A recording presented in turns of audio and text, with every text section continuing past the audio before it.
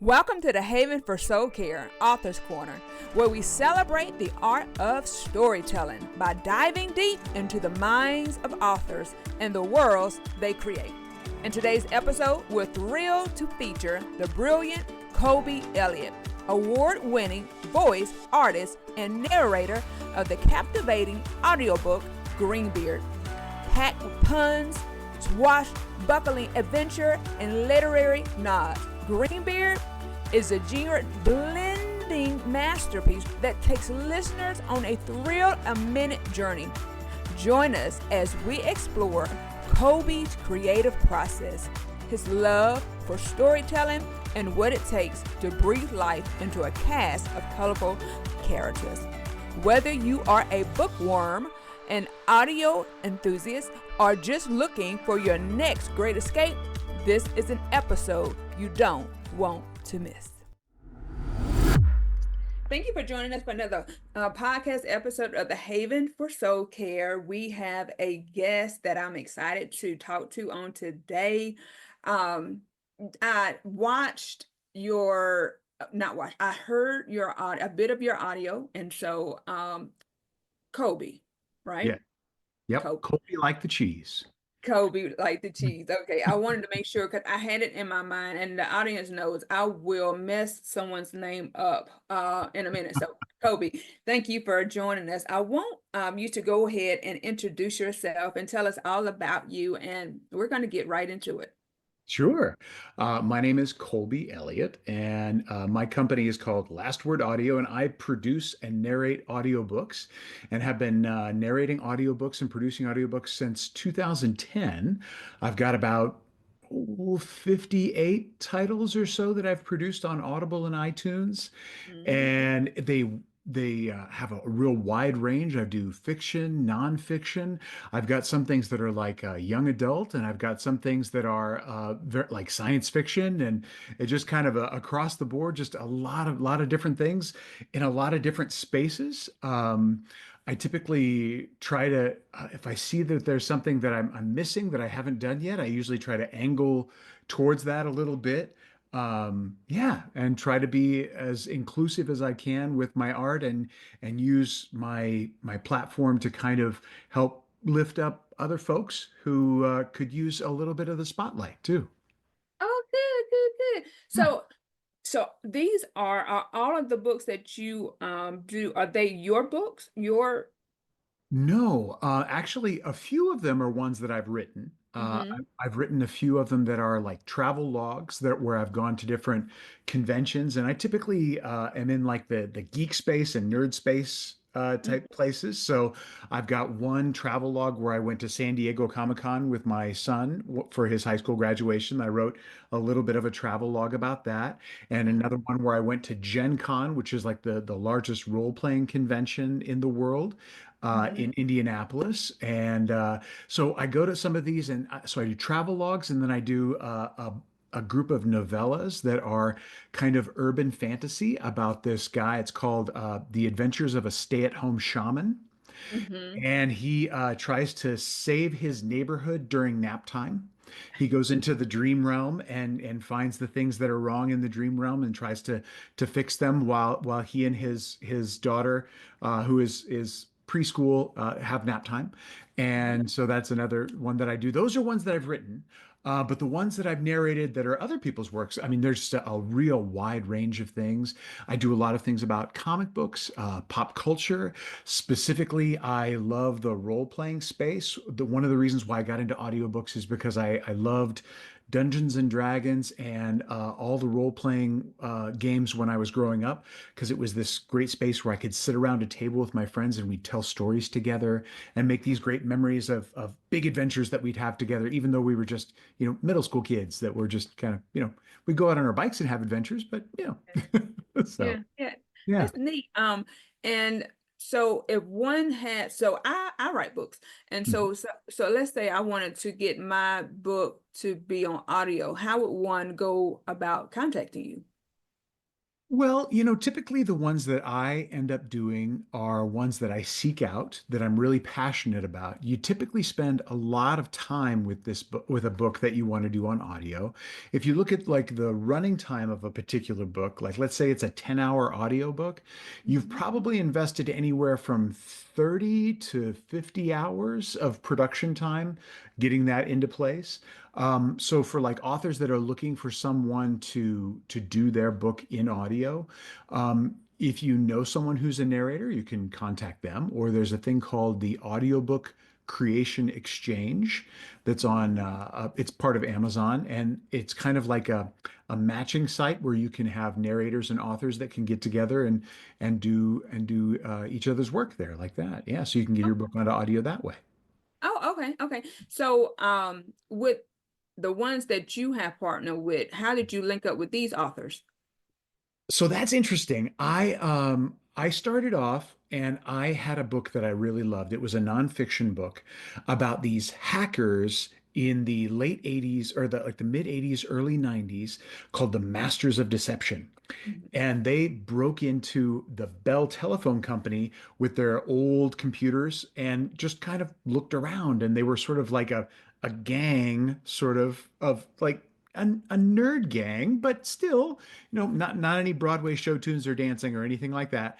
But and they that was their book, and it really meant a lot to me because they were about my age.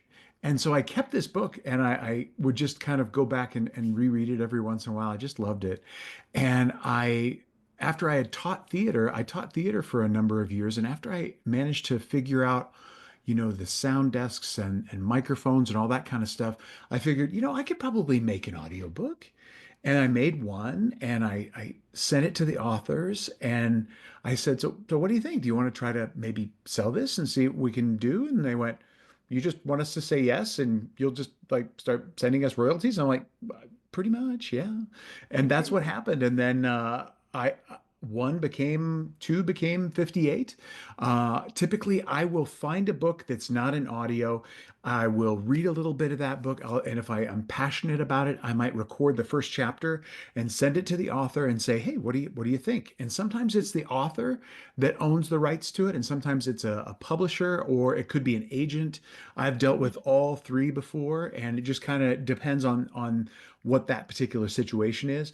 Um, a lot of times it's smaller publishers because obviously Stephen King, he's set. He's got somebody all lined up for anything he wants to write. He's got a whole stable of people who he uses on his books. Yeah. But I will Mhm. find like smaller authors, they maybe this is their first book, and sometimes I'll meet them at like Comic Cons or conventions or different kinds of literary conventions and just go up and chat with them. And if it's something I'm really passionate about or I feel it could be really good in the space, that might be one that I would talk to them about. One huge example of that was Exterminating Angel Publications. They do books that are kind of they have a heart, they have a real sort of empathy for the world. And I Mhm. really love their stuff. So the first book of theirs that I did was called The Supergirls, which is a history of comic book superheroines. Mm. It was so much fun. And I got to do all these different voices of what I thought the characters sounded like. And that was just a wonderful experience. And I got to know the publisher, Todd Davies. She's a great lady and has done some authoring herself. I did a few of her books and I've been working with her since 2010. And as a matter of fact, my latest book, Greenbeard, Mhm. which is a science fiction pirate book, is Yeah. actually one of her books. Oh, And okay. yeah, what makes that one really special is that it was an older author. I think he was in his late 60s when it got published, and this was kind of like his last sort of creative thing that he really wanted to do. And I just found it to be really special because it had all these voices in it and it had pirates in it.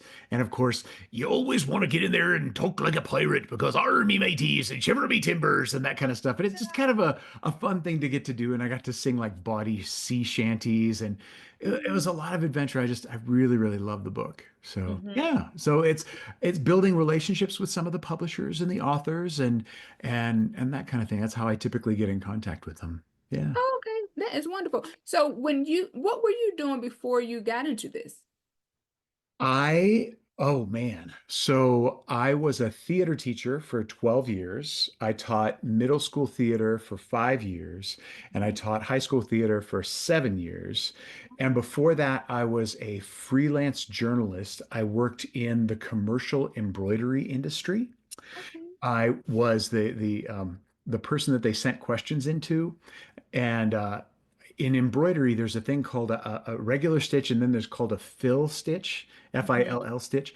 And my column was called Ask Phil Stitch, and they said Phil. So there was a little cartoon that they drew of a bald guy with like little glasses, and I was Ask Phil Stitch. And they'd ask a question, I'd go talk to the experts and then write up a little response. And then I'd Oh, talk about like new products and stuff like that. And then I also did the natural gas industry. There was a project that I did about their hubs throughout the South in the United States. And so I did a natural gas hub article there. And then I worked at bookstores and I worked at a Blockbuster Video for a while. And then I was a child care counselor because I had an education degree. I worked at a residential treatment facility and I was a child care counselor for a short amount of time. okay. And and then, I got into audiobooks in 2010, mostly because when I was done with teaching theater, my wife really wanted to start putting more into her career. And so I said, I'll stay home with the kids and I will take them to school and to their practices and all that kind of stuff. So that stay-at-home shaman, that's kind of my story too. And I love that kind of thing. And so now my youngest is actually a freshman in college, Oh and wow. but I'm still that guy who sort of backs up my wife. She's a big, important person. She has a great job, and I make sure she has a good meal to come home to. I pick up her dry cleaning. I plan wonderful vacations for us to go on, and concerts to go to, and wine tastings, and all kinds of fun stuff like that. So yeah. Well, that's amazing. That's amazing. I think it's amazing that when you guys did the switch and you decided to stay at home, that you still found an outlet. Because I think that's important that you have an outlet, because doing all of this at the house and with the children, you still have to have some sort of outlet. And I think that's wonderful. So with you doing the narration, do you feel like it gave you what you needed? Almost like when we talk about self-care, sometimes we find our work to be self-care for us. Yeah, I would definitely say so. Being able to have a place to go creatively, because I think Mhm, that creative impulse, that fire, mhm, it never goes away, no matter what you do. It just mhm. manifests in interesting ways. Um, have you ever read the book Where You Going, Bernadette? No. It's a fun one. It's a fun one. But the best part is in the film. Lawrence Fishburne, whom I adore as an actor, Yeah. Morpheus from The Matrix, and so many other roles, but I love Lawrence Fishburne. He made this wonderful statement. He said, "An artist who can't create will become a menace to society." It's And it's true. like, yeah, yeah, I can see that. And so you have to find a way for that creative impulse, a place for it to go. And Mhm. it's gone in a lot of different directions for me. I really got into cooking when I stayed home, and I wasn't as much of I mean, I enjoyed cooking, but I became more of the house chef.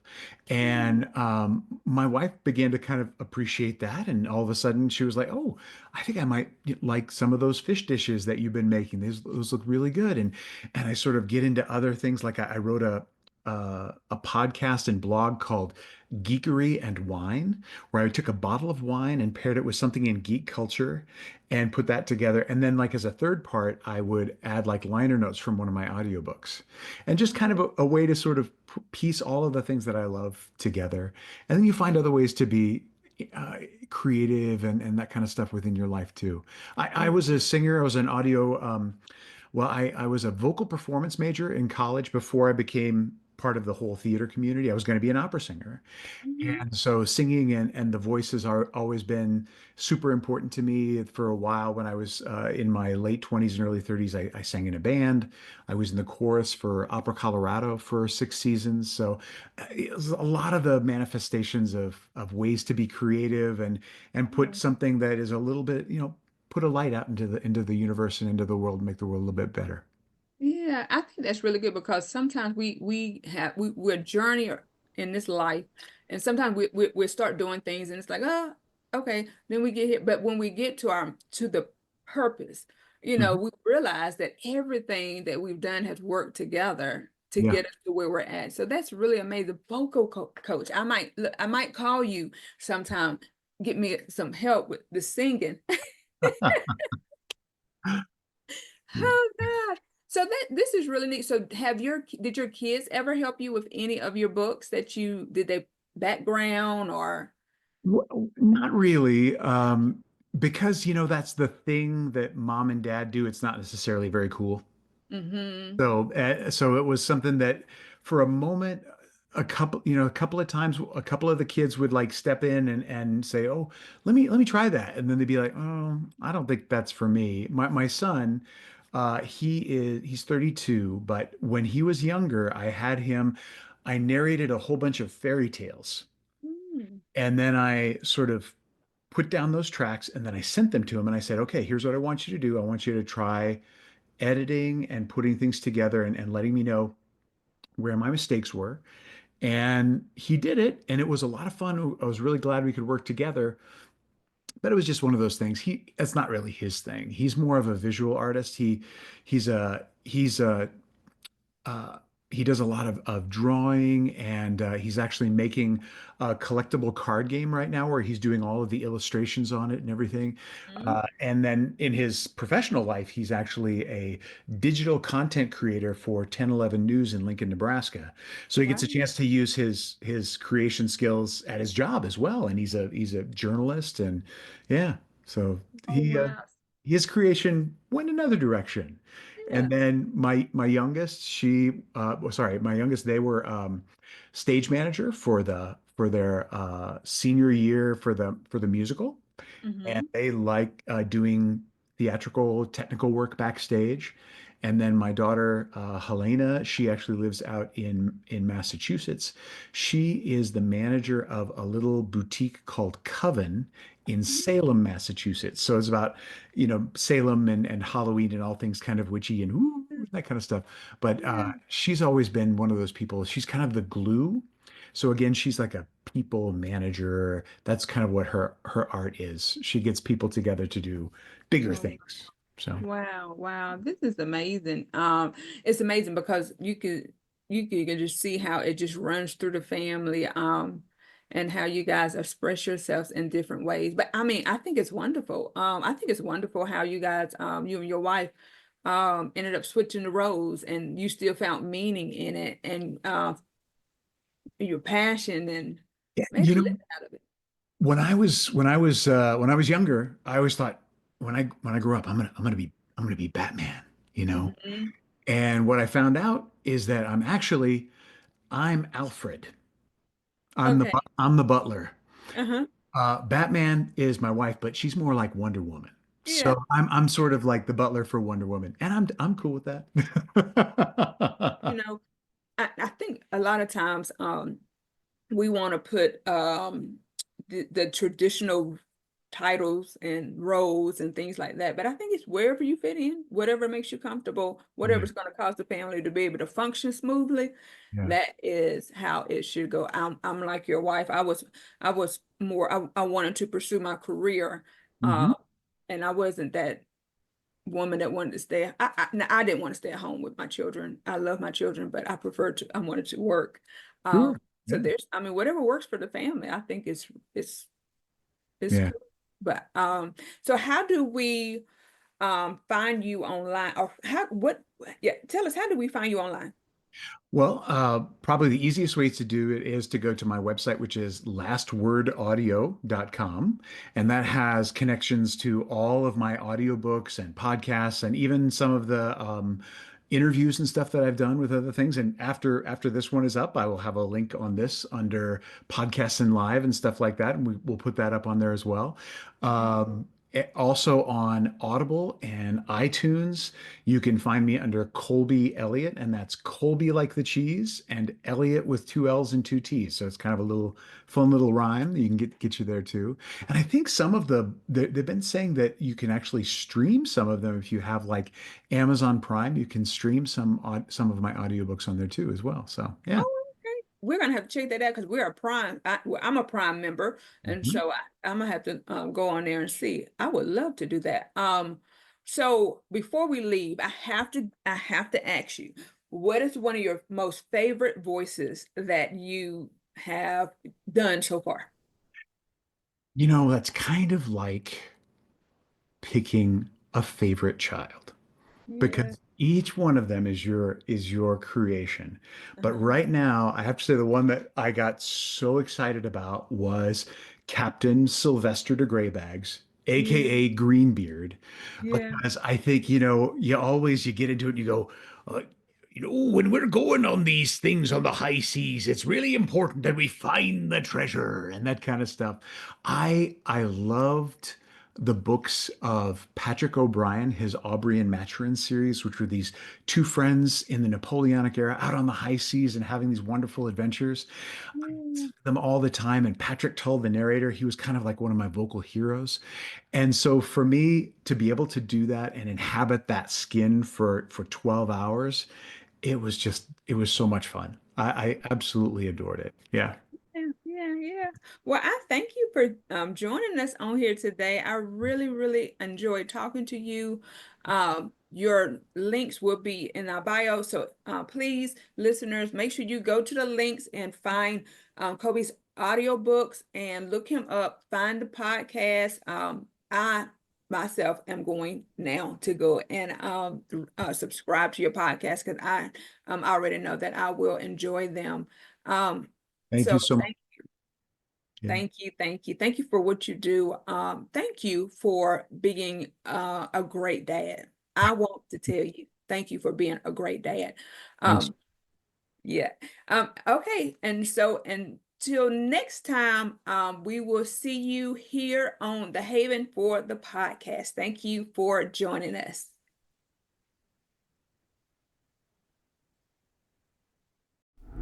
Thank you for tuning into the Haven for Soul Care Author's Corner.